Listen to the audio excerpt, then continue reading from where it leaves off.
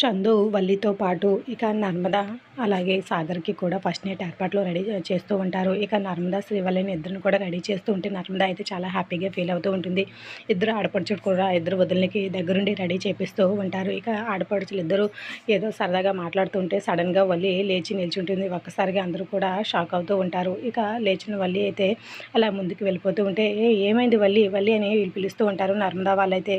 ఇక వల్లి అలా బయటికి వెళ్ళిందల్లా ఇక అక్కడున్న రామరాజు వేదవతి వాళ్ళ దగ్గరికి వెళ్ళి అత్తయ్య మీతో నేను కూసంత మాట్లాడాలి అని అంటూ ఉంటుంది. చెప్పమ్మా అని వేదవతి అడిగేసరికి ఆపేయండి, ఇది ఇప్పుడు జరగకూడదు ఆపేయండి అనేసరికి ఏమైందమ్మా అనేసి వేదవతి అడుగుతూ ఉంటుంది. అప్పుడే చందు సాగర్ వాళ్ళైతే చాలా సంతోషంగా మాట్లాడుకుంటూ ఇక సరదాగా ముచ్చట్లు పెట్టుకుంటూ వస్తూ ఉంటారు. ఇక ఒకే కొప్ప కింద రెండు భార్యాభర్తలు ఇద్దరు ఈ కార్యం జరగకూడదంట, అందుకే ఈ కార్యం జరిగితే అది చాలా తప్పంట, ఒకే భార్యాభర్తలు శోభనం కూడా ఒకే ఇంట్లో చేయకూడదంట అని చెప్తూ ఉంటుంది వేదవతి. అలా రామరాజు వాళ్ళకి వల్లి అయితే ఇక మాట చెప్పగానే రామరాజు ఒక్కసారిగా షాక్ అయ్యి లేచి నిల్చునే ఉంటాడు. అలాగే వల్లి వైపు చూస్తూ ఉంటే అవును, ఒకే ఇంట్లో రెండు జంటలకి ఒకే ఇంట్లో అయితే శోభనము చేయకూడదంట, చాలా తప్పంట, చాలా అనర్థాలు జరుగుతాయంట అనేసి వల్లి అయితే అలా ఏడుస్తూ మొహం మార్చుకుని చెప్తూ ఉంటుంది. ఇక వల్లి వెనకాల వచ్చిన నర్మదా వీళ్ళైతే ఒక్కసారిగా షాక్ అవుతూ ఉంటారు.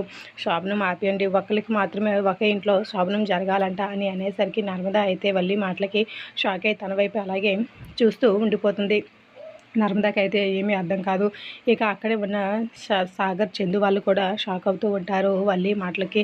ఇక ఏమీ సమాధానం అయితే చెప్పరు. ధీరజు ప్రేమ వీళ్ళందరూ కూడా వల్లి మాటలకైతే షాక్ అయ్యి అలాగే వల్లి వైపే చూస్తూ ఉంటే వల్లి అయితే మాత్రం వాళ్ళ అమ్మ చెప్పిన ప్లాన్ ప్రకారమే ఇక వేదవతి వాళ్ళతో ఇక శోభనం జరగకూడదని చెప్తూ ఉంటుంది. ఇది రోజు promo. Like the video. Thanks for listening.